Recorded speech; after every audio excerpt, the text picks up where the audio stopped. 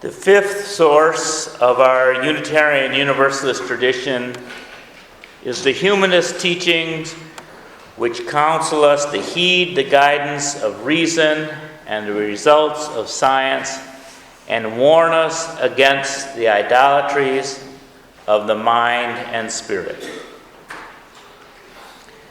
William Schultz writes in his prelude to the making of the manifesto, "Perhaps no denomination but Unitarianism, with its aversion to creeds and dogma, could such a frankly non-theistic movement as religious humanism have arisen without provoking a schism, but even Unitarianism found itself hard-pressed to encompass the new thought.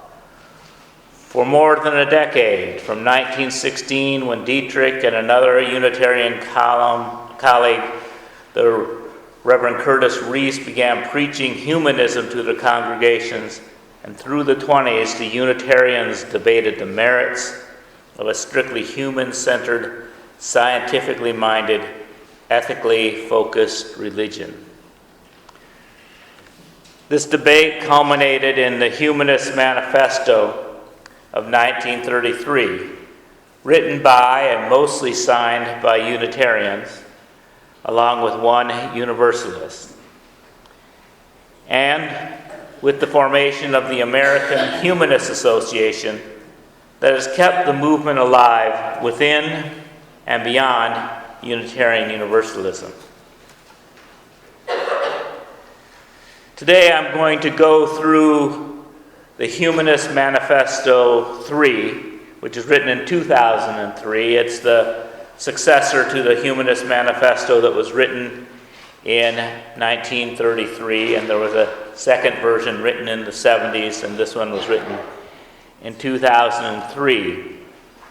It goes through a definition of what humanism is, and I'll pause at various points for my own comments.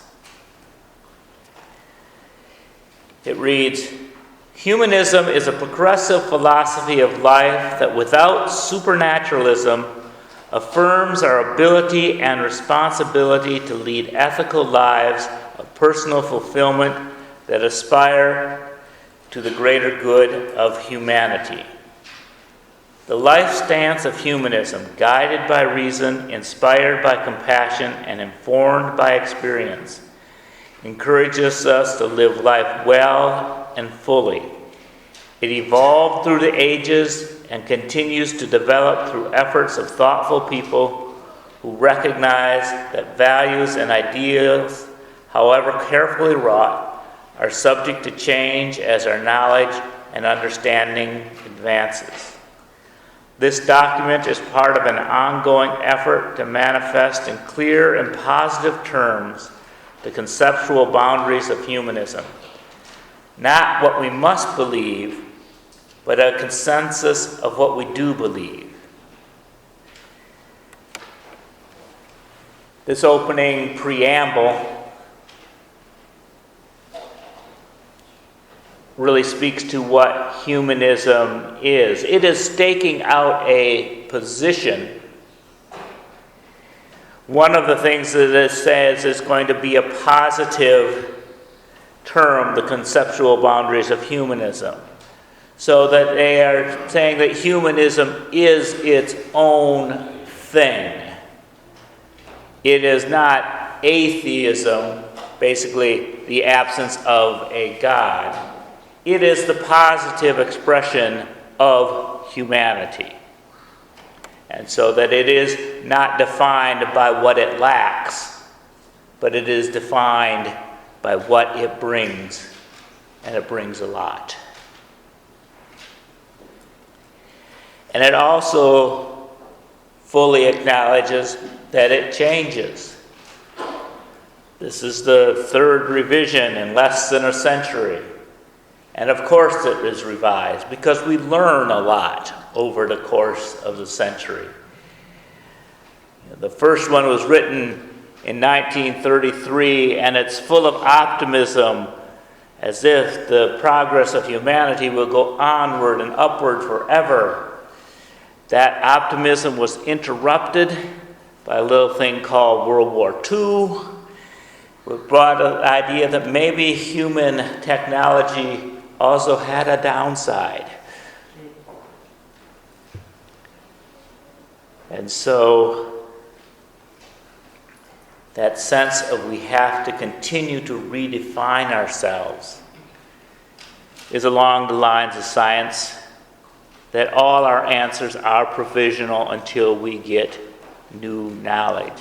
And so humanism is not a faith in the sense that it is not a set of beliefs that are then defended.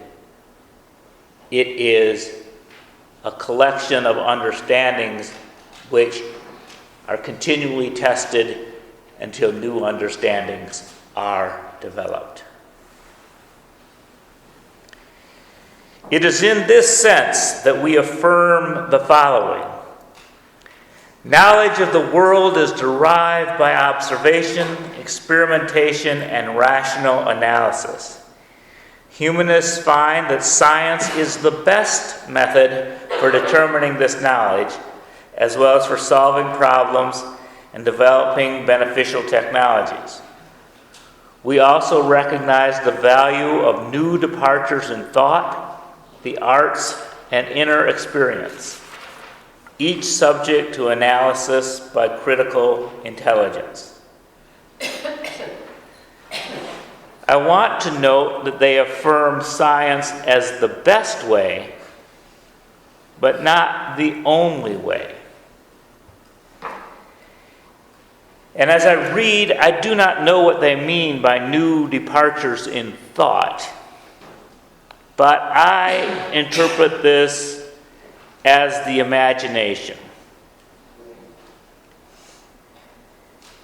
Science fiction speculates on items without knowing how they work. Most of us now carry communicators more advanced than the ones portrayed on Star Trek 50 years ago. And the arts, musical and visual and storytelling, connect us with truths that are difficult to define. Our inner reality and intuition and our emotional lives tell us truths that we might not know how to prove scientifically. But even these things, these hunches, we do scrutinize and we do put them to scientific testing. And there's been some wonderful stuff about what happens to the brain on prayer, what happens to various things about the universe and things acting on each other from a distance and things that we don't understand but we're observing that previous ages we would have just called magic and miracle. Instead of attributing this to something supernatural, we say we don't understand and we look for a natural explanation, which may evade us for centuries. But it's a confidence that everything does at some level make sense. The next paragraph says humans are an integral part of nature, the result of unguided evolutionary change. Humanists recognize nature as self-existing. We accept our life as all and enough, distinguishing things as they are from things as we might wish or imagine them to be. We welcome the challenges of the future and drawn to and undaunted by the yet to be known. The important word here is unguided. Humanists surrendered a notion of a master plan in exchange for the freedom to explore what lies ahead.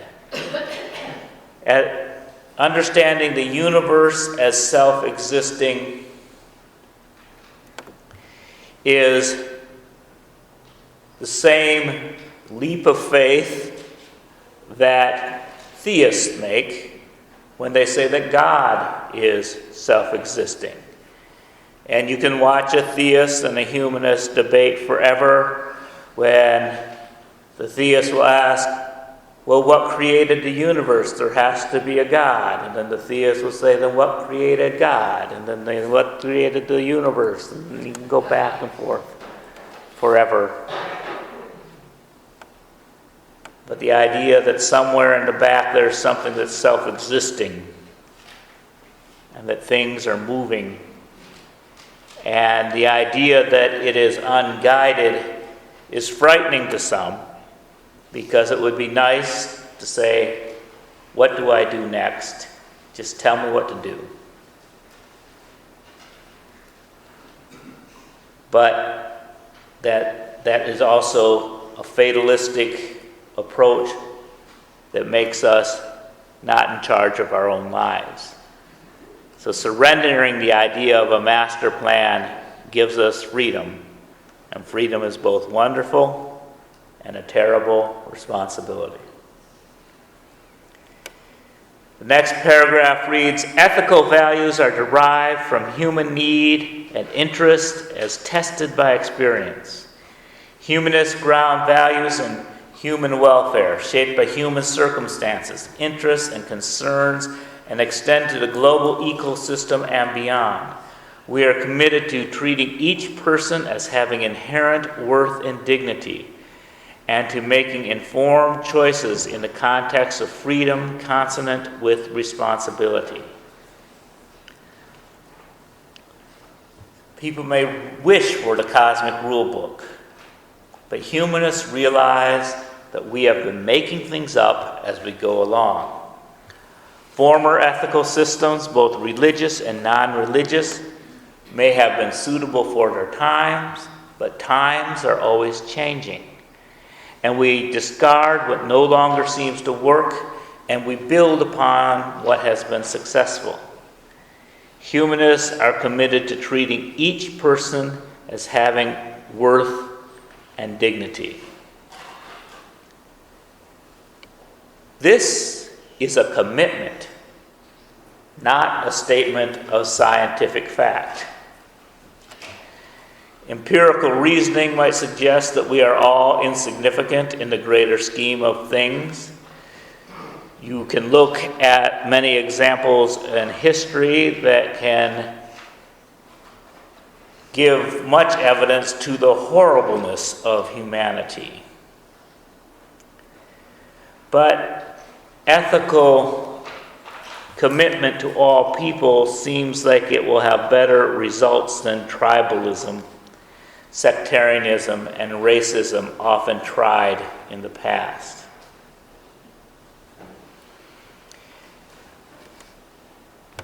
For humanists, it is a working hypothesis.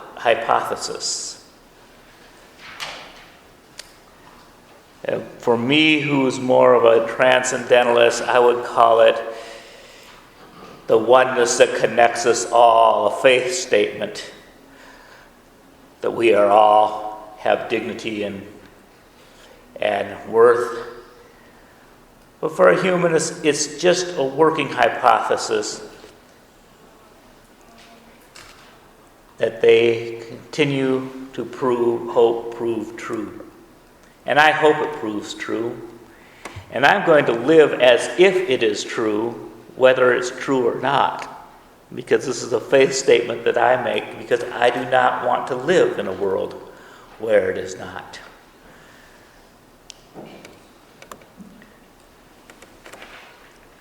Life's fulfillment emerges from, this is again from the manifesto, life's fulfillment emerges from individual participation in the service of humane ideals. We aim for our fullest possible development and animate our lives with a deep sense of purpose, finding wonder and awe in the joys and beauties of human existence. its challenges, its tragedies, and even in the inevitability and finality of death. Humanists rely on the rich heritage of human culture and life stance of humanism to provide comfort in times of want and encouragement in times of plenty.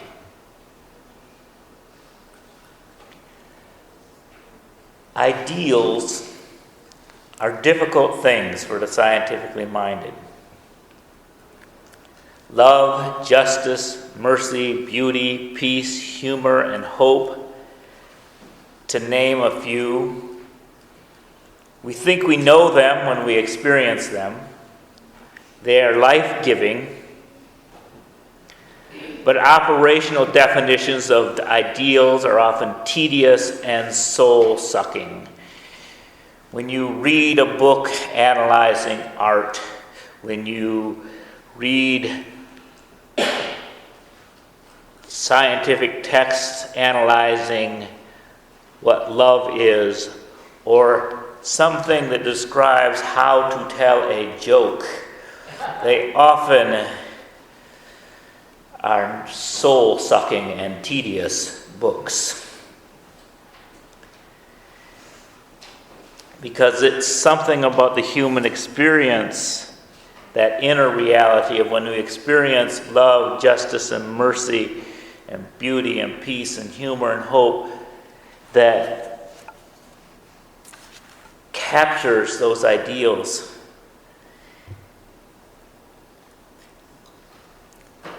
And I feel that way when somebody tells me they believe in God. God is also like an ideal. It's a hard thing to put an operational definition on. I don't question their beliefs. I know it is as indefensible as my ideals of believing in peace. But I ask them what ideals they attach to their God. Then I can know if we share common goals. If their God is a warrior out to destroy all enemies, we probably do not share common goals. But perhaps their God is benevolent, encouraging them to love their enemies. I see God as a catch-all word, a container in which humans place their ideals. And people use the same word and the same wrapping to wrap very different ideals. Some use the God container to wrap some very pro-human ideals. And others contain in their God-wrapping ideals that humans are wretches, women are evil, sex is bad, music is of the devil, art is idolatry, and that war is good. And this is why I find humanists easiest to deal with. They're like the uncle that comes in on the holiday with the unwrapped gift and just lays it on the table and says, it is what it is. They do not wrap their gift in God language. She just lays pro-human ideals on the table. Again, reading from the manifesto. Humans are social by nature and find meaning in relationships. Humanists long and strive towards a world of mutual care and concern, free of cruelty and its consequences, where differences are resolved cooperatively without resorting to violence. The joining of individuality with interdependence enriches our lives, encourages us to live the lives of others, and inspires the hope of attaining peace, justice, and opportunity for all.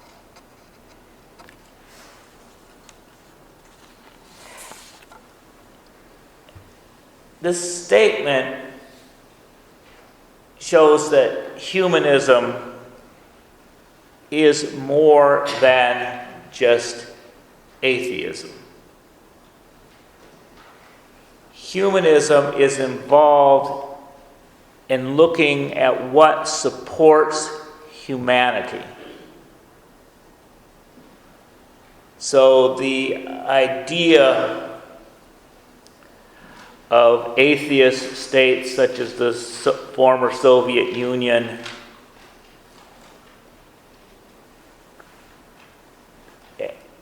and what Stalin did and what Mao did, of putting people to death for some ideal, is not humanism. Humanism is a distinct philosophy of cooperation with other human beings. It is not just the absence of a God, it is being pro-human, working towards the benefit of humanity and by extension for the benefit of the planet that supports us.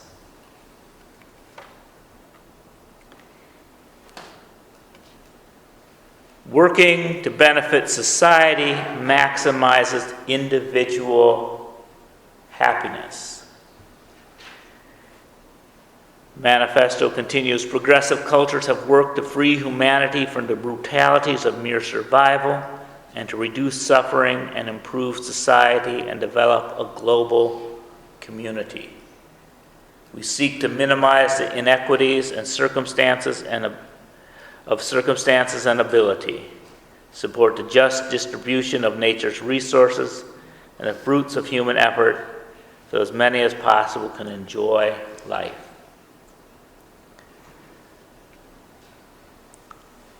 The manifesto ends with taking responsibility for our lives and the world.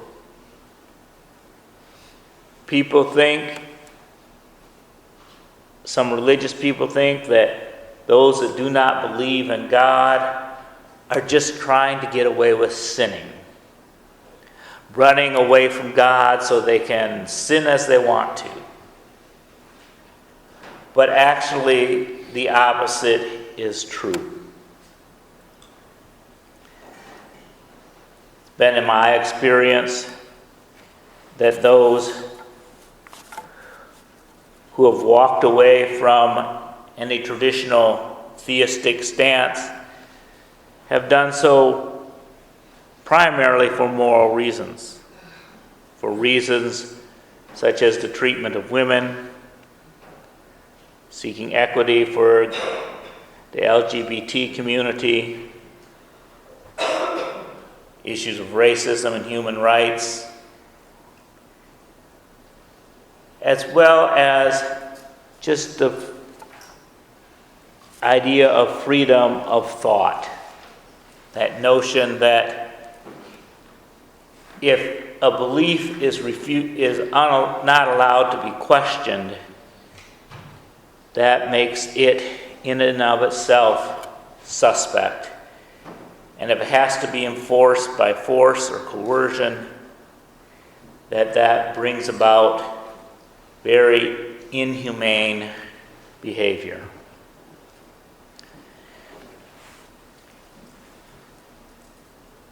Phil Zuckerman wrote an article called Atheism, Secularity, and Well-Being.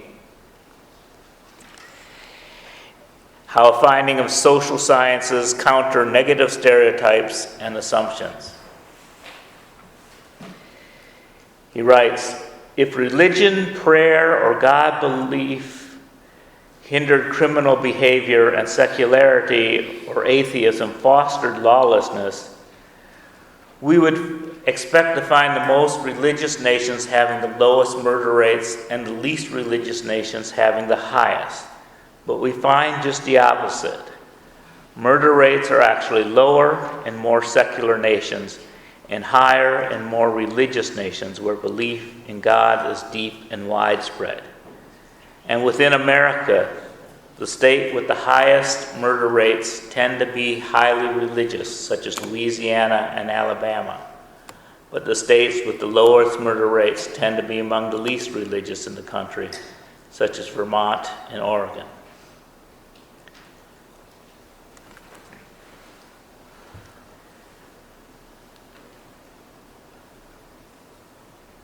I think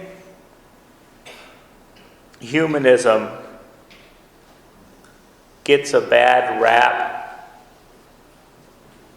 by some, and some within Unitarianism, for being cut and dry, for being practical, without the wonder and all the bells and whistles of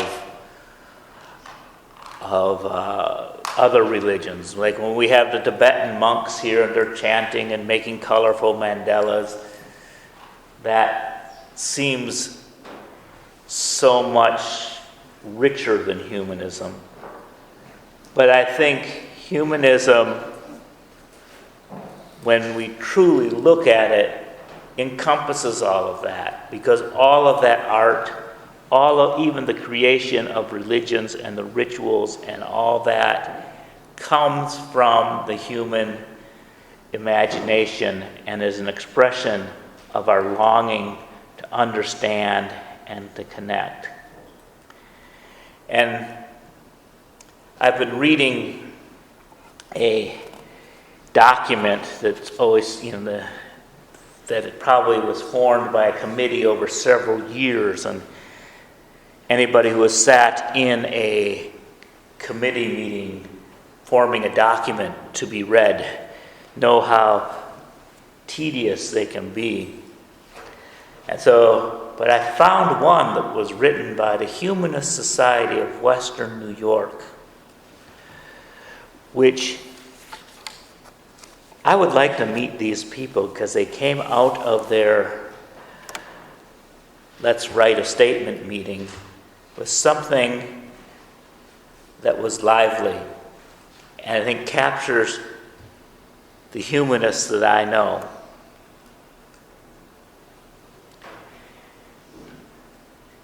This is from the Humanist Society of Western New York. Humanism is a joyous alternative to religion that believe in a supernatural God and a life in the hereafter. Humanists believe that this is the only life that we have certain knowledge, and that we owe it to ourselves and others to make it the best possible for ourselves and all with whom we share this fragile planet.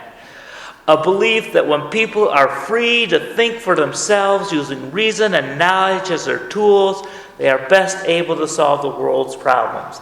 An appreciation of the art, the literature, the music, and the crafts, and what our heritage from the past, and of the creativity that, if nourished, can continuously enrich our lives. Humanism is, in sum, a philosophy of those in love with life. Humanists take responsibility for their own lives and relish the adventure of being part of new discoveries, seeking new knowledge, exploring new options, instead of finding solace in prefabricated answers to the great questions of life. Humanists enjoy open-endedness of a quest and the freedom that the discovery of this entails. Adventure, freedom, joy in life. Be in love with life. Don't venerate the past. Don't squelch this life in hopes that you have a future one after this one's over. This life, love it. The person next to you, love them. This planet, love it. Love this life. Love it. May we bless and be blessed. Can I hear an amen?